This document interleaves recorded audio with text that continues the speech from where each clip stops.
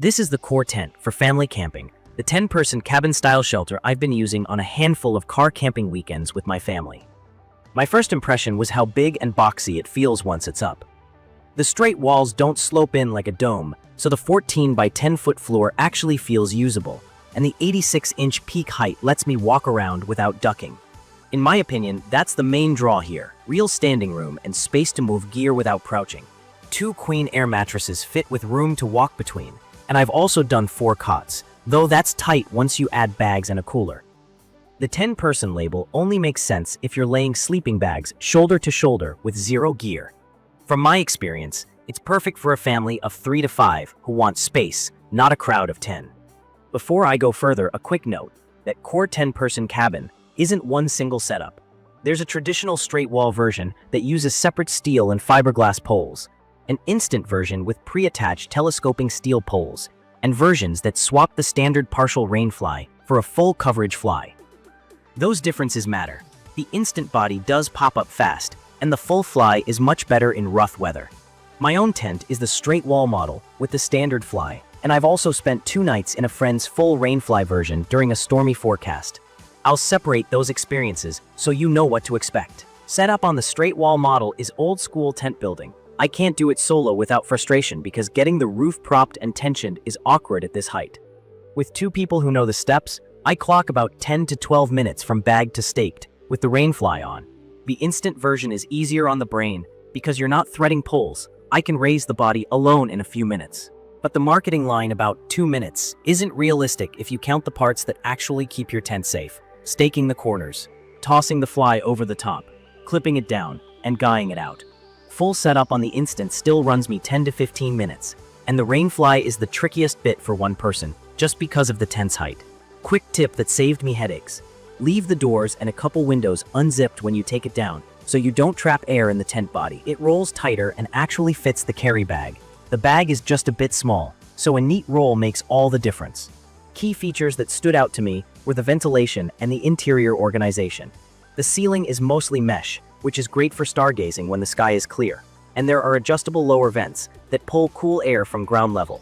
That high-low airflow does a nice job minimizing condensation. The storage pockets and the gear loft keep small stuff off the floor, and there's an E-port, so I can run a cord from my power box to a fan or string lights. The divider lets me split the tent into 2 zones, but I want to set expectations. It's a thin fabric curtain.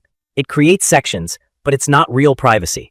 If you're hoping for a true 2-bedroom vibe, plan to add a heavier curtain or rethink the layout. Weather is where the model differences really show up.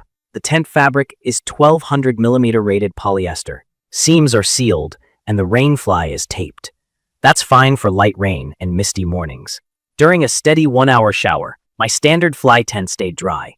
In heavier rain, I did start seeing water sneak in at the door zipper and a lower seam near one of the ground vents. It wasn't a flood, but it was enough that I had to towel it up and keep the windows zipped completely closed, which kills the airflow.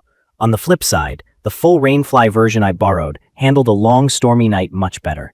That extra coverage protects the doors and windows from wind-driven rain, and it creates a small covered vestibule where I stashed muddy boots and a soft-sided cooler.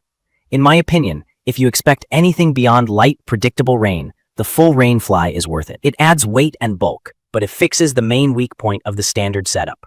Wind performance depends entirely on staking and guylines. A quick definition if you're new: guylines are the ropes that pull the fly and tent walls outward and down to stakes, adding tension and stability. Without them, the near-vertical walls can catch wind like a sail. With every guyline set and stakes at the right angle, mine has ridden out gusty evenings just fine. I've seen it hold up during a 30-mile-per-hour front by making sure every anchor point was used and retensioning lines before bed. If you're in an exposed campsite, put the narrow end of the tent into the wind, get all the lines out, and don't skip the mid-wall guy-outs. On durability, I've had mixed luck. Most trips have been smooth, but I did receive one tent with a nick on a steel pole that made it hard to seat until I filed it down. And a separate box had a fiberglass roof pole that arrived split. I exchanged that one. Zippers work, but the door zipper occasionally snagged on the surrounding fabric until I ran a little zipper lube along the coil. One funny, not funny moment. My husky learned how to nose the double zipper open from the inside, so I started clipping the zipper pulls together with a carabiner at night. That solved it, and also kept the door more resistant to wind creep. Space and comfort are where this tent shines. The straight walls let me push a cot or a queen mattress right to the side without the fabric pressing in. Headroom is real, not just at the peak. I can stand and change clothes without thinking about where my head is. It feels more like a small room than a nylon wedge, which makes bad weather days far less claustrophobic. The windows are decent, though I wish they were a touch bigger for more cross breeze when it's hot. When the fly is off, the ceiling screen turns the interior into a skylight. When the fly is on, you do lose that open feel, but the vents keep things fresh, unless you have to zip it all shut against wind-driven rain. Weight and pack size are typical for a 10-person car camping tent. Mine weighs a bit over 31 pounds and packs to about 28.5 by 11.5 by 11 inches in the duffel. The instant version rides in a longer bag, around 4 feet, which can be awkward if you have a small trunk. Neither is backpacking friendly, but that's not what this tent is for. It's a base camp shelter you set once and enjoy for a couple nights. From my experience, the value depends on which version you pick. The standard straight wall model is great for fair weather and delivers a ton of space for the price. The instant version simplifies setup, particularly if you often camp solo or arrive late and want less hassle. The full rainfly version is the one I'd take for shoulder season trips or anywhere storms are common. In my opinion, the sweet spot is instant plus full fly if your budget allows. You get easier setup and better weather insurance with the trade-off of extra weight and a longer carry bag. It's perfect for families who car camp, want real standing room, and prefer the flexibility to set up 2 sleeping zones for kids and adults, not people who truly need to sleep 10 with gear. I'd recommend this for campers who value interior space and simple livability over cutting every ounce, and who don't mind taking an extra few minutes to stake and guy every corner, so the tall walls feel solid in wind. If you need actual privacy between 2 rooms, bring a heavier curtain. If you're heading into a rainy forecast, upgrade to the full fly. Bring quality stakes for your soil type, and consider seam sealing the lower seams as a precaution. In conclusion, the core 10-person family camping tent nails the cabin experience. Straight walls, excellent headroom, and a layout that feels like a livable space, not just a place to sleep. Setup is quick enough once you know the steps. The ventilation works and the organization touches matter when you're juggling kids, pets, and gear. The standard fly is fine for light rain, but if storms are a possibility, the full fly is the safer bet.